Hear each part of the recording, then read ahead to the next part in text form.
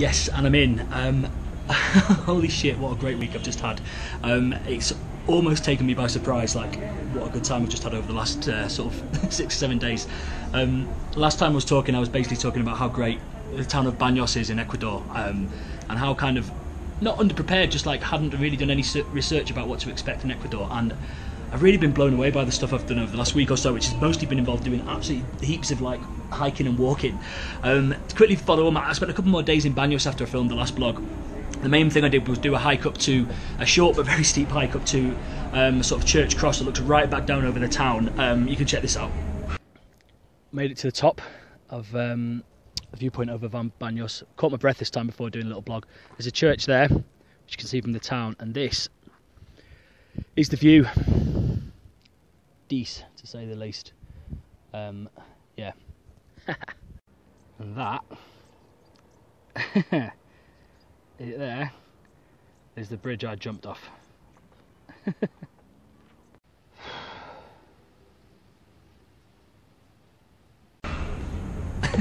So that was hard work, but beautiful. And then I managed to squeeze in a trip to one of the other hot springs in town as well before I left, which was quite cool. Some hot water bubbling up, and you could sort of swim in the river next to it too.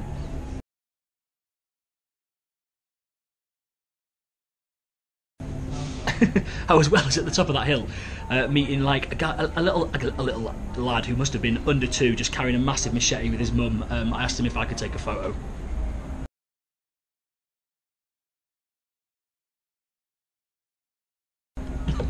So I wanted to drop that into, and obviously just gave them the dollar or something to for their troubles. But yeah, that's to kind of summarise Baños. I spoke about how great that was in the last vlog, which was a really great vlog as well, actually. But to move on from there quickly, I moved on to a town city called Latacunga. I don't really know much about what was going on there, other than it was just not particularly special town, but a place that a lot of people go to do some hiking. There's a big like 4-day walk called the Quilatoa Loop, which ends up at the Quilatoa crater, which I'll come onto in a minute. And then it's also very close to a volcano called Cotopaxi, which is maybe one of, if not the largest, depending on where I've read, active volcanoes in the world. Basically, it's almost 6,000 meters to, if you want to hike all the way to the top, which is for like real pros with like crampons and ice picks and stuff. But I arrived in this hostel in Latacunga and quickly met a Polish girl called Magda, and we both decided to go to do the Cotopaxi walk the next day. But then we bumped into another couple of people who told us about a hostel called the Secret Garden Hostel, which obviously pricked in my ears, having still a special place in my heart for a secret garden party. And long story short, we booked in the evening to go the very next morning to this hostel, which is literally right out in the middle of nowhere. And oh my god, it was maybe the best hostel I've stayed at in the whole trip, certainly top 2 or 3. It's just this gorgeous cottage, miles and miles away from anywhere, right in the countryside, looking back down at the view of Cotopaxi volcano. I took this photo from the hostel.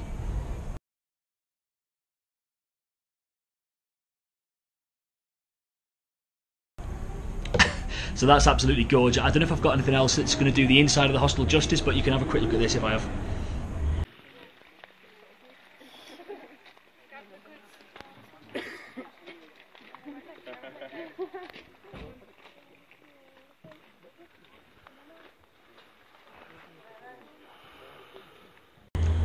But the main thing to do from there is that they just do a load of different walks each day, included for free while you're there. So the first day we did like a 2-hour hike up into the hills to this waterfall where you could go swimming.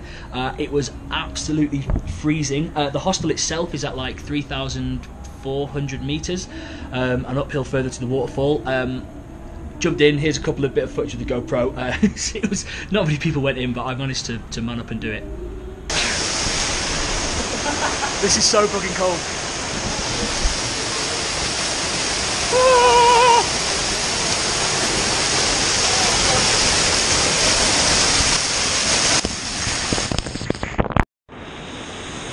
Okay, this is fucking scary. You like this? Can you throw me one more stone? Yeah? Cheers, guys.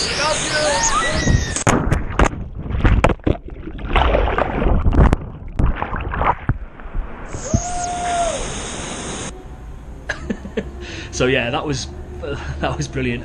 The next day, ploughed on, and I had met a really great group of people there at at the hostel, by then, because you're just all together in this one place, all doing the same thing. There's a real like sort of family feel. All of the food's included, so you all eat together in the same meals. And we hiked up a mountain called Pachatoa, which goes up to 4,200 meters. That was really hard work. It was a 5-hour hike. That was one of the hardest things I've done. Probably not quite as much as the Akatanengo volcano, but the altitude was higher, so I got to the top of this. Here's me with a Canadian lad called Cena right on the top. Hello mate. What's going on? We're at the top of Pachatoa, aka Pashmina, 4,200 meters. And change. There are the guys having lunch. We're literally on the pinnacle here. There are clouds over there. Not a bad view. That was absolutely exhausting, but yeah, decent. Sexy Andy did it. Yeah, I did it, man. I've got a really nice selfie as well of the rest of the crew. Like it was a really good group of people actually, and yeah, it was a super fun couple of times.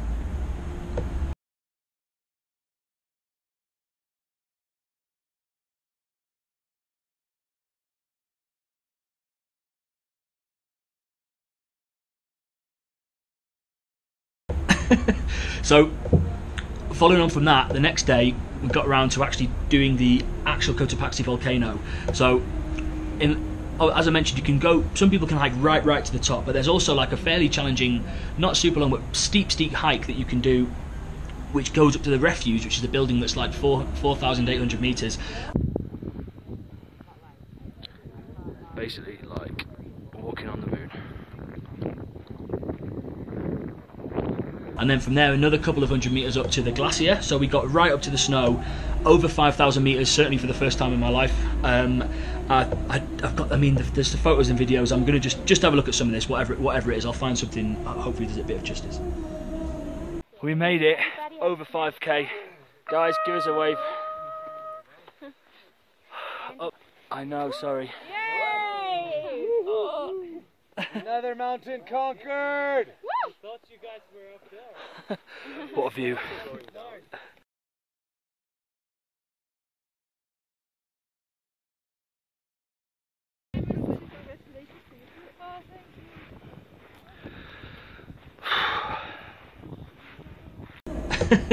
So yeah, again, just like absolutely gorgeous, and I'm just into like full-on hiking mode now. I've just been walking up these mountains, getting over 5,000 meters, like finally starting to get to grips with the altitude.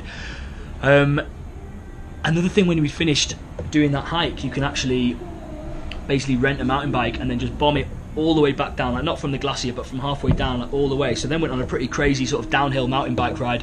Almost fell off a couple of times. Some people did. Had like helmets and arm bars and stuff. I didn't do any filming down there, but I think I might have a couple of photos maybe.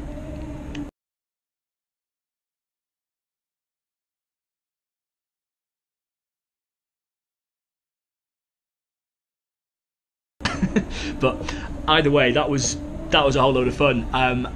And then finishing that, we had to go back to the hostel. We had to decide where to go, which brings me to the final thing I wanted to try and squeeze in. I feel like I'm really rushing through this, but honestly, the last like 4 or 5 days have just been like bang doing stuff every single day. I took a shuttle bus with 6 other of the people that I'd met from the Secret Garden hostel. So German couple, the American guy seen that I showed you, a Polish girl Magda, who I mentioned before, and an Australian girl and a German girl, so like a real mix of people, to the Quilatoa crater. Now this is the end of this big 4-day hike, which some people do, the Quilatoa loop. Having just done like 4 days of hiking already, I sort of decided not to go full hog and do that into the wilderness. But it finishes up at what, I feel like I might have said this on the blog before, but I think it might be the most beautiful place I've seen. It's certainly the most unique. I can't think of anything in the last 6 months which kind of touches it. It's this huge big volcano crater with a massive freshwater lake in the middle. Our hostel was like just right by the top of it, so you can walk to the rim of the crater within like 20 seconds, and it looks like this.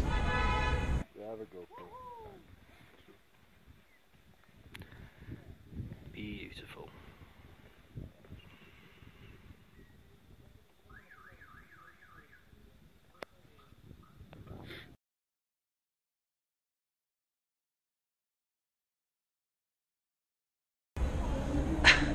I mean, it's just stunning. The water was so blue, these huge big things, and maybe what you can or can't tell from that photo or video is just from the perspective like how huge it is. So we hiked down all the way down from there from the rim right down to the water.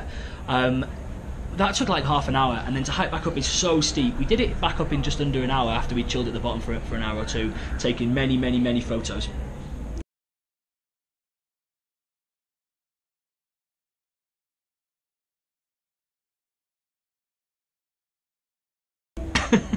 But the walk back up was so tough. Like at the top of the rim of the crater, you're at 4,000 meters, which is where the hostel was. So obviously by this point, I've started to acclimatise, but still it's absolutely knackering. But oh my god, it was just so unbelievably beautiful. I can't find the words. Hopefully the photo's going to do it some justice.